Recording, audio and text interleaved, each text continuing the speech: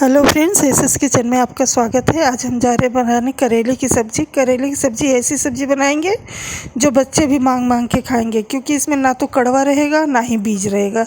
बच्चे बीज की वजह से भी नहीं आता है खाते हैं, क्योंकि मुंह के नीचे जब बीज आती है तो उनका मन हट जाता है। तो यहाँ पर देखिए, करेले को हमने काट लिया है। इसमें नमक और हल्दी डाल करके इसको ढक के हम रख देंगे 5 से 7 मिनट के लिए, जब से कि प्याज काटेंगे।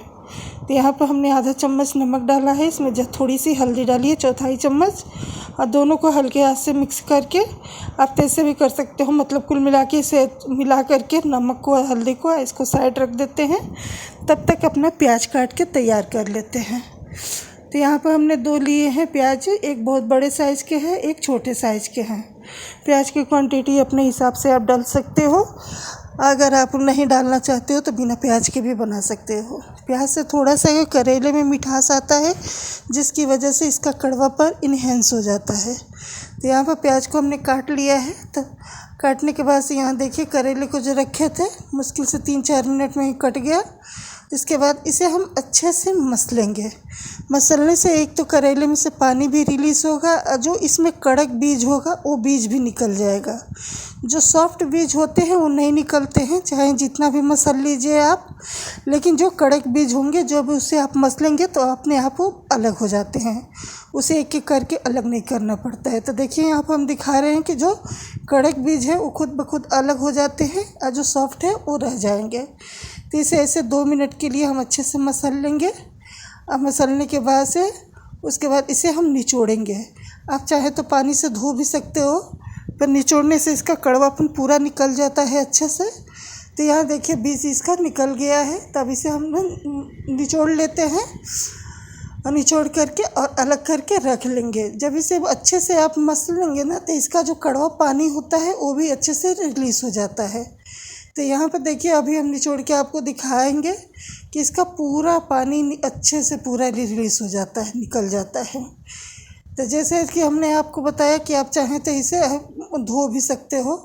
अगर आपको मान लीजिए कि पूरा पानी ऐसे निकलने नहीं आ रहा है, चाहे नहीं निकल रहा है, ये लग रहा है आपको कि कड़वा बनेगा, तो आप इसे पानी में डाल के धो भी सकते हो। तो यहाँ पर हम इसे अब निचोड़ लेते हैं, और निचोड़ के अलग प्लेट में इसे रख लेंगे। और सारे देखिए बीज, देखिए यहाँ देखिए कैसे बीज निकल रहा है। अभी निचोड़ने के बाद आपको दिखाएंगे, जितने भी इसमें कड़क बीज होंगे सब अलग हो जाएंगे, और जो इसमें सॉफ्ट बीज है उसमें चाहे जितना भी रगड़ेंगे उसमें चिपके रहेंगे। तो इसको अलग से निकालने की ज़रूरत नहीं पड़ती है। तो जब बीज अलग से निकालने की ज़रूरत नहीं पड़ती है, तो उसके बाद से जब बच्चे इसे खाते हैं तो उनके मुँह में नहीं जाता है, तो अच्छे से खा लेते हैं। और कोई बुजुर्ग है उनके दांत में भी नहीं लगता है, अच्छे से वो भी खा लेते हैं। तो इस तरीके से आप करेला ज़रूर बनाइएगा। और अगर आप हमारी वीडियो को ट्राई करते हैं तो अपना फीडबैक ज़रूर दीजिएगा कि अच्छी बनी कि नहीं बनी मेरे तरीके से।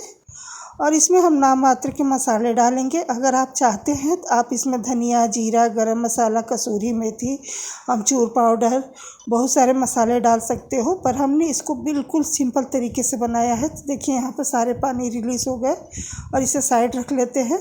इसी तरीके से हम करके मुट्ठी में और दबा के निकाल लेंगे। आप चाहे तो दोनों हाथ की मदद से भी निकाल सकते हो, पर एक हाथ से मैंने कैमरा पकड़ा है और दूसरे हाथ से देखिए यहाँ निकाल रहा है। इसी तरीके से हम सारे निकाल के साइड रख लेंगे। तो यह सारे निकालने के बाद से आप इसे रख सकते हो। यहाँ पर जैसे हमने बता रहे थे कि हम इसे सिंपल तरीके से बनाए हैं, लेकिन आप इसमें चाहें तो बहुत सारे मसाले भी डाल सकते हो, वेरिएशन अपने हिसाब से। आप इसमें जैसे धनिया, जीरा, गरम मसाला, काली मिर्च का पाउडर, अगर तीखा पसंद है तो कसूरी मेथी, करेले में सौंफ का पाउडर काफ़ी अच्छा लगता है, तो सौंफ के पाउडर के साथ भी बना सकते हो। करेले में लहसुन का फ्लेवर बहुत अच्छा लगता है, तो अगर आप लहसुन पसंद करते हो तो इसमें मुट्ठी भर लहसुन कूट करके डालिए, बहुत अच्छा टेस्ट आता है। पर मेरे यहाँ लहसुन मेरे पति को पसंद नहीं है, इसलिए मैं लहसुन नहीं डालती हूँ जब वो घर पर रहते हैं। तो जब वो आउट ऑफ स्टेशन रहते हैं तब मैं कोई चीज़ बनाती हूँ तो उसमें लहसुन का इस्तेमाल करूँगी। उनको स्मेल बिल्कुल नहीं पसंद है, क्योंकि वो बचपन से नहीं खाए हैं। जो परिवार नहीं खाता उसे नहीं पसंद होता है। तो यहाँ पर करेले छोड़ने के बाद हमने कढ़ाई लिया है। कढ़ाई में हमने डाला है सरसों का तेल। इसमें डालेंगे थोड़ी सी जीरा। आप चाहें तो अगर कुछ तेज़पत्ता, सौंफ वगैरह डालना चाहते हो तो भी डाल सकते हो। मैंने सिर्फ जीरे का तड़का लगाया है और जीरा जब चटक जाएगा तो इसमें हम डालेंगे अपना प्याज, और प्याज डाल के सिर्फ प्याज को 2 मिनट के लिए भूनेंगे। आप हींग भी डाल सकते हो। मैंने हींग डाला था पर उसका वीडियो स्किप हो गया है। प्याज डालने के बाद से लास्ट में थोड़ा सा हींग डाला था हमने, पर उसका वीडियो स्किप हो गया है, तो आप हींग पहले भी डाल सकते हो। तो यहाँ सिर्फ 2 मिनट हमने प्याज को चलाया है। 2 मिनट बाद अभी दिखाते हैं आपको, जब ये हल्का सा ट्रांसलेट हो जाएगा, ये देखिए इस तरीके का, तब इसमें हम अपना करेला डालेंगे। इसको बहुत ज़्यादा लाल ना करें, वरना आप जब तक करेला पकाएंगे तब तक आपका प्याज जल जाएगा, फिर आपकी सब्ज़ी में कड़वापन आ जाएगा। तो इस बात का ध्यान रखें कि जब खाली करेले का प्याज का हल्का सा पानी रिलीज़ हो, उसके बाद आप डाल दें, ताकि इसकी मिठास बनी रहे और करेला खाने में स्वादिष्ट लगे। तो यहाँ पर प्याज डाल के के बाद ही हमने इसमें नमक डाला है, हल्दी डाला है और पिंच ऑफ लाल मिर्च डाली है। ये पूरी तरह से ऑप्शनल है। आप अगर इतना भी तीखा नहीं खाते हो तो ये भी स्किप कर सकते हो। अगर आप चटपटा खाते हो तो आप अपने मनपसंद के हिसाब से नमक मिर्च मसाले डाल सकते हो। जैसे कि हमने बताया कि धनिया जीरा सौंफ काली मिर्च भी डाल सकते हो, कसूरी मेथी भी डाल सकते हो, जितना मसाला चाहे डाल के बना सकते हो। तो वैसे हमने मसाले वाली एक वीडियो बनाई है, इसलिए हमने इसको एकदम सिंपल रखा है सब्ज़ी को, क्योंकि ऐसे सब्ज़ी मेरे बच्चों को पसंद आता है सिंपल में। इसमें ज़्यादा मसाले नहीं होते हैं और कड़वा नहीं लगता है पानी निकल जाने की वजह से।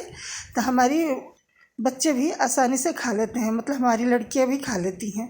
तो इसलिए हम इस तरीके से बनाते हैं। तो यहाँ पर देखिए इसी तरीके से चला के इसे 4 से 5 मिनट लगेगा। लो फ्लेम पर, गैस का फ्लेम बिल्कुल लो रख के, वरना जल जाएगा। और धीरे धीरे जो इसमें से पानी रिलीज़ होगा, उसी से करेला आपका अच्छी तरीके से कुक हो जाएगा। इसको 2-2 मिनट पर चलाते रहें और 2 से 3 बार आप चलाएंगे, उतने में आपके करेला कुक होकर तैयार हो जाएंगे। तो यहाँ पर देखिए हमने 2-3 बार इसे चलाया है। करेला मेरा बिल्कुल पूरी तरीके से पक गया है और देखिए कढ़ाई में भी बिल्कुल नहीं चिपका है, क्योंकि चलाने का हमने बराबर ध्यान रखा है। यहाँ पर देखिए करेला हमने पतला काटा था और पानी भी निकल गया था, तो करेला बहुत जल्दी कुक हो गया है। अब इस करेले को आप रोटी के साथ, पूड़ी के साथ, पराठे के साथ, चावल दाल के साथ, सफ़र के लिए, टिफ़िन के लिए कभी भी खा सकते हो, किसी की चीज़ के साथ। तो बनाइए, खाइए, एंजॉय कीजिए।